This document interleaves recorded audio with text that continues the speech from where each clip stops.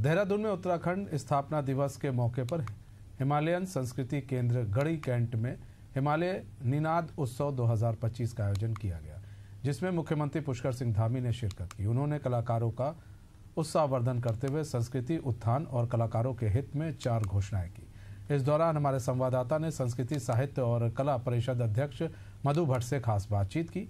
उन्होंने क्या कुछ कहा, आइए सुनाते हैं।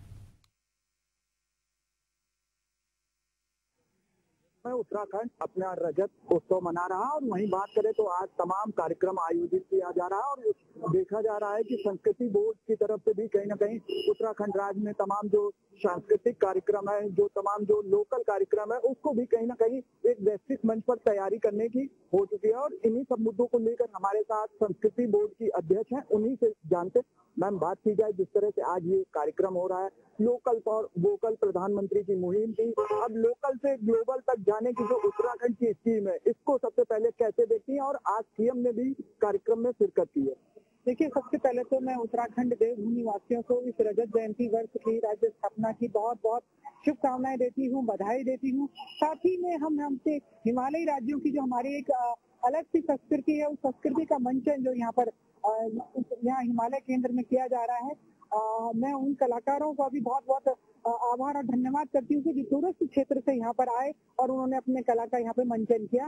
साथ ही में देखिए, बिल्कुल माननीय प्रधानमंत्री श्री नरेंद्र मोदी जी का जिस प्रकार से जो भारतीय संस्कृति है, जो परंपरा है, जो यहाँ का रहन सहन, खान पान, वेशभूषा है, वो समय समय पर किसी न किसी प्रकार से जो अगर मैं कहूँ कि अगर उत्तराखंड देवभूमि की अगर पहचान उन्होंने दिलाई है, तो बहुत अलग तरीके से जब भी वो यहाँ उत्तराखंड आते हैं तो उन्होंने श्री बद्रीनाथ केदारनाथ धाम को, जो कि यहाँ की जो संस्कृति थी, क्योंकि दैवीय संस्कृति तो यहाँ है ही है, साथ में यहाँ के जो श्री अन्न है, मतलब मैं कहूँ पौधा, झंगोरा, मंडवा, जो यहाँ का जो अनाज है, उस अनाज को भी श्री अन्न की श्रेणी दी। और यहाँ पे जो उन्होंने कहा है कि जो हमारा जो जितने भी हमारे जो पहाड़ी उत्पाद है, वो आज पूरे विश्व में पूरी भारी डिमांड है।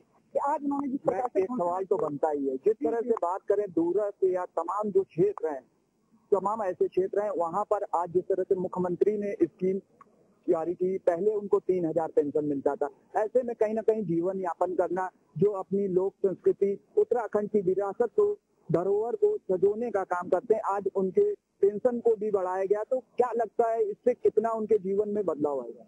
देखिए, बिल्कुल निश्चित रूप से देखिए, कलाकारों को, दूरस्थ क्षेत्र का कलाकार जो रहता है, उसको सच इससे बहुत ही खुशी मिली होगी। मुझे लगता है बहुत प्रसन्नता की बात है। तो मुझे लगता है कि उत्तराखंड की संस्कृति पूरे विश्व में दिखाई देगी।